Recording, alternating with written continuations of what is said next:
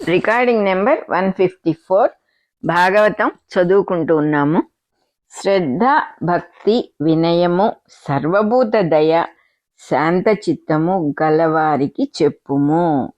అసూయ లేని వారికి, శుశ్రూషయందు ఉత్సాహపడు వారికి, బాహ్య ప్రపంచమున గల విలువగల విషయములపై వైరాగ్యము పుట్టిన వానికి, మాత్సర్యము లేని వానికి తెలుపుము. ఇతర స్త్రీలకై ఆశపడని వానికి, ప్రేమగలవానికి వివరింపుము. నా భక్తులయందు ప్రేమగలవానికి తప్పక వివరింపుము. అట్టివారు ఈ విద్యకు అధికారులు. శీలవంతుడైన పురుషుడు గాని, పతివ్రత అయిన ఉత్తమ స్త్రీ గాని, శ్రద్ధాభక్తులు కలిగి మనస్సు నాయందు సన్యసించి దీనిని విన్నను చదివినను నా దివ్య స్వరూపమును పొందుదురు.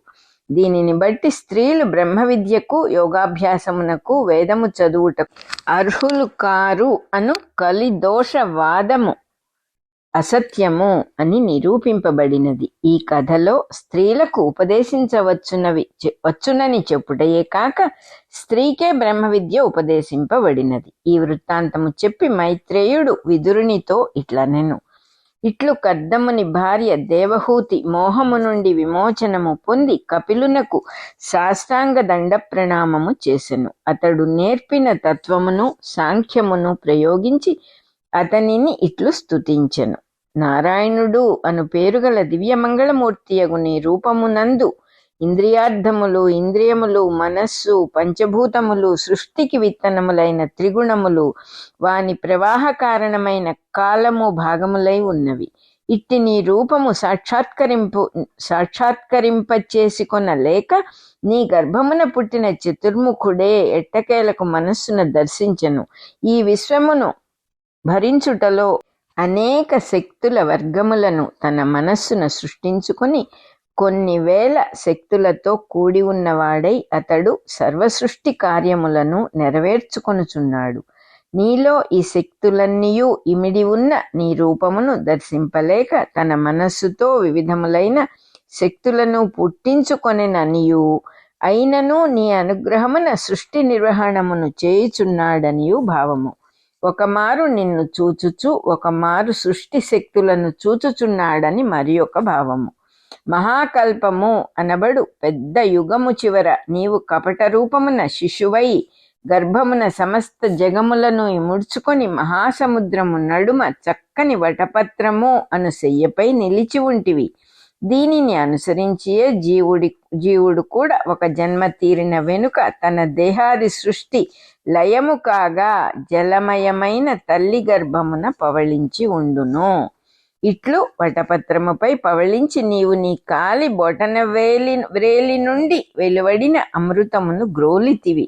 నా పూర్వపుణ్యము వలన నా గర్భమున పుట్టితివి. అమృతము అనగా ఆద్యంతములు లేనిది. సృష్టికి నారాయణుడు ఆదియు అంతముగా ప్రళయమున శిశువై ఉన్నాడు. వాని ఉనికి ఆద్యంతములు లేకుండా చేయుచున్నది. అంతమగు కాలి వ్రేలిని ఆది అను నోటియందుంచుట అమృతత్వమునకు సంకేతము. పాదాంగుష్టమున వెలువడిన అమృతము అనగా ఆకాశ గంగ. అది మేఘరూపమున భూమికి వర్షించి ఆవిరి రూపమున మేఘమునకెక్కుచున్నది. ఇది అతని నారాయణత్వము అనబడు అనాద్యంత తత్వమునకు చిహ్నము. నారము అనగా జలము, అయనము అనగా మార్గము, నారాయణము అనగా జలములు దిగివచ్చు మార్గము, ఆరోహణ చేయు మార్గము. అట్టి నీవు వింత వింతల నీ విగ్రహములను నిర్మించి మా కొసగుటకు వగుచుందువు, పరవశపడుచుందువు. రఘురాముడు, కృష్ణుడు, వరాహమూర్తి, నారసింహుడు మొదలగు విచిత్రములైన నీ అవతారమూర్తులను మా ధ్యానము కొరకై ప్రసాదించితివి. ఆ మూర్తులతోనే నీవు దుష్ట శిక్షణము, శిష్ట రక్షణము కలిగి వర్తించుచున్నావు. చక్కని ధర్మమునందు నిష్టగల వారికి వర్ణనీయములైన ఈ 4 తత్వముల విజ్ఞానమును ప్రసాదింతువు. నీ మహత్వము వర్ణించుటకు బ్రహ్మకైన అలవి కాదు, వేదములు కూడా వర్ణింపలేవు. నేనెంత దానను? చతురాత్మ తత్వములు అనగా వాసుదేవ, సంకర్షణ, ప్రద్యుమ్న, అనిరుద్ధ వ్యూహములు. నీ మంగళనామ స్మరణమునను కీర్తనమునను హీనులు కూడా శ్రీమంతులగుదురు. అగ్నిష్టోమము మొదలగు యజ్ఞములు చేసిన వారి కన్నా గొప్పవారగుదురు. కుక్క మాంసము తినువాడైనను నీ నామస్తుతి తన జిహ్వాగ్రమున అనుసంధానము చేసినవాడైనచో వానికి బ్రాహ్మణుడు కూడా సాటిరాడు. ఇది చిత్రము. లోకమందలి ఆత్మలలో నిన్ను తెలిసిన సజ్జనులు జగత్పావనములైన నీ గుణ కథామృతములను గ్రోలినచో సర్వతీర్థముల యందు స్నానము చేసిన ఫలితమును పొందుదురు. వారి నోట సమస్త వేదములు పలుకును. వారు ధన్యులు, పూజ్యులు, ఉత్తములు. నీవు పరబ్రహ్మవు, అంతర్ముఖమైన మనస్సున గోచరించువాడవు. సమస్త జనుల పాపములను నివారించుటకై వారిలో స్వయం ప్రకాశమూర్తిగా ఉన్నావు. వేదస్వరూపుడవు, అట్టి నీకు నమస్కరించెదను అని దేవహూతి స్తుతింపగా కపిలుడు కరుణార్ద్ర హృదయుడై తల్లితో ఇట్లనెను. సుఖరూపము మోక్షదాయకము అగు ఈ యోగ మార్గమును నీకు వివరించి తిని దృఢమైన భక్తితో దీనిని అనుష్ఠింపుము. ఇచ్చట యోగ మార్గమనగా ఒక్కటిగా సమన్వయించు మార్గము అని అర్థము. నీవు జీవించి ఉండగానే ముక్తి కలుగును. ఇష్టము లేని వారికి దీనిని బోధింప చూచినచో మృత్యు భయము కలుగును, సుఖము దూరమగును అని ఇట్లు దేవహూతికి కపిలుడు వినిపించనని విదురునకు మైత్రేయుడు చెప్పెను. మరియు ఇట్లు చెప్పెను. కపిలుడు ఉపదేశించి వెడలిపోయెను. అతని యోగ మార్గమున జ్ఞానము పొందియు దేవహూతి కపిలుని ఎడబాటు సహింపలేకపోయెను. ఇట్టి పుత్రుని ప్రసాదించిన కర్దముని స్మరించెను, కాని మనస్సు నిల్వలేదు. దూడ కనిపింపని గోవు వలె తల్లడిల్లుచు కపిలుని తలుచుకొనుచుండెను. ఆ స్మరణలో తన భర్త సాధించి పెట్టిన ప్రదేశములను పరిత్యజించెను. పరిమళ పుష్పములతో నిండిన తీయని ఫలములతో చిగుళ్లతో నిండిన వనములను, కాపునకు వచ్చిన మామిడి తోటలను, ఆ వృక్షములపై విహరించుచున్న చిలుకల ఆలాపములను కలిగిన కర్దముని ఉద్యానములను, తపోవనమును, పద్మములతో కూడిన కొలనులను, వాని తీరములయందు పెంచబడిన పొదరిండ్లను పరిత్యజించెను. కర్దముడు భార్య సుఖమునకై సాధించి పెట్టిన చక్కని భవనమున్నది. అందు స్ఫటికముల స్తంభములు, మరకతముల గోడలు, జాతి వజ్రముల గవాక్షములు, నీలమణుల మెట్లు, చంద్రకాంత శిలల వేదికలు, పగడాల మండిగములు, రత్నములు తాపిన బంగారు తలుపులు, విశాలమైన శాలలు కలిగి ఆ భవనము ఒప్పారుచున్నది. పాలనురుగుల వంటి ఏనుగుదంతముల కోళ్లతో చేయించిన మంచములున్నవి. తళుకు గల పట్టుపాన్పులున్నవి. నట్టిండ్లలో బంగారు పీటలున్నవి. దేవహూతి ఇన్నిటితో కూడిన సౌధమును పరిత్యజించెను. ఆవరణలో దొరువులున్నవి. అందు విచ్చిన కలువల తామర పూల వాసనలతో మందమారుతుడు విహరించుచుండును. తమ్మి పూలలోని తేనె త్రాగి మదించిన తుమ్మెదల ఝుంకారములు వినిపించుచున్నవి. ఒకనాడు ఇంద్రలోకమునందలి సుందరీజనము అచ్చటికి దిగివచ్చి ఆమెకు పరిచర్యలు చేసిరి. ఇట్టి సమస్త వైభవములను సన్యసించి దేవహూతి తన వంపులు తిరిగిన ముంగురులను జడలు కట్టించుకొని సరస్వతీ నది ఎందును బిందుసరమునందును 3 వేళలా స్నానము చేసి ఉగ్ర తపస్సులు చేయుచుండెను. దేహము శుష్కించెను. కుమారుని ప్రసన్న వదనముపై దిగులు చెందినదై కపిల నామముచే నారాయణ ధ్యానము చేయుచు భక్తి ఏరులై ప్రవహింపగా వైరాగ్యము కలిగెను. అనుష్ఠానమున మనస్సు నిర్మలమై బ్రహ్మజ్ఞానము సిద్ధించెను.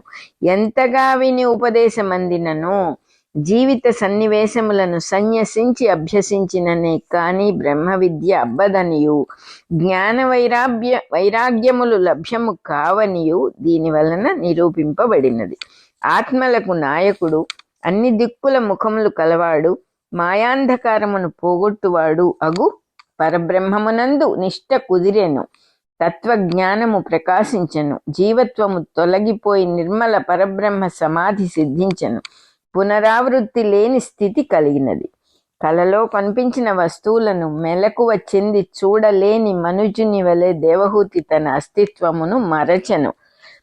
పొగలేని అగ్ని వలె వెలిగెను. యోగశక్తి చేత దేహము నుండి ఆకాశములోనికి ఎగిరి దయామయుడైన వాసుదేవుని పదముల యందు హృదయమును నిలిపెను. కపిలుడు చెప్పిన మార్గమున దేవహూతి నారాయణుని యందు కలిసెను. ఆమె ముక్తి పొందిన పుణ్యభూమికి సిద్ధిపదము అని పేరు కలిగెను. తల్లి దగ్గర సెలవు తీసుకొని బయలుదేరిన కపిలుడు సమస్త దేవ గంధర్వ సిద్ధ చారణ మునివరులచే స్తుతింపబడుచు సముద్రునిచే పూజలంది గౌరవింపబడి నివాస గృహమును పొందెను. సాంఖ్యాచార్యులచే స్తుతింపబడిన యోగం అవలంబించి లోకత్రయ శాంతి కొరకు తండ్రి ఆశ్రమము విడచి ఉత్తర దిక్కుగా నడిచిపోయెను. ఈ వృత్తాంతము చెప్పి మైత్రేయుడు విదురునితో ఇట్లనెను. ఈ కపిల దేవహూతి సంవాదము మిక్కిలి పవిత్రము. ఇతని యోగ మార్గమును భక్తితో అధ్యయనము చేసిన వారు పుణ్యాత్ములై నారాయణుని పాదపద్మములను పొందుదురు. ఇట్లు మైత్రేయుడు కీర్తించనని పరీక్షిత్తునకు శుకయోగి చెప్పెను. సూతుడు శౌనకాదులకి కథ చెప్పగా వారు సంతుష్టు హృదయులై ఇట్లనిరి. మహర్షి, నీ నోట భగవత్ కథామృతమును ఎంత గ్రోలినను మా మనస్సులకు తృప్తి లేదు, ఇంకనూ తరువాత వృత్తాంతము తెలుపుము అని కోరిరి. సీతాదేవి, మనస్సను నిర్మల పద్మమునకు తుమ్మెద వంటివాడా, మంచి గంధము శరశ్చంద్రుడు, మల్లెపువ్వు, శంకరుడు, తారకలు, రాజహంసలు, కర్పూరము, వెన్నెల వలె ప్రశస్తి నందిన విశాలమైన కీర్తి గలవాడా, చిరునవ్వు చిందుచున్న పద్మలోచనములు కలవాడా, నుదుట సంహారాస్త్రమున్న వాని విల్లు విరిచినవాడా, వంశమునకు భూషణమైన శ్రీరామ, పరమ పవిత్రమూర్తి, లోకములను కల్పించినవాడా, బంధుగణములను రక్షించి సముద్రమును శోషింపజేసి దుష్టులను చీల్చి భూమిని ధర్మశీలమున పరిపాలించినవాడా, రాక్షస సంహారము నీకొక క్రీడ, సత్యభాషణము దయామయత్వము నీకు భూషణములు, నీ నామ మహిమచే పాపములను దాటింతువు, దేవగణములకు దిక్కైనవాడా, అనంతముగా పుణ్యములు ప్రకాశింపచేసినవాడా, నిర్మల గుణగణములు మూర్తిభవించినవాడా, భక్తలోకమును పాలించు ఘోర రాక్షసులను కొట్టి భూమికి హితము చేసితివి, సంసారము అను చీకటికి సూర్యుడవు, కోటి సూర్యుల వెలుగు కలవాడవు. రికార్డింగ్ నెంబర్ 154 అయిపోయింది.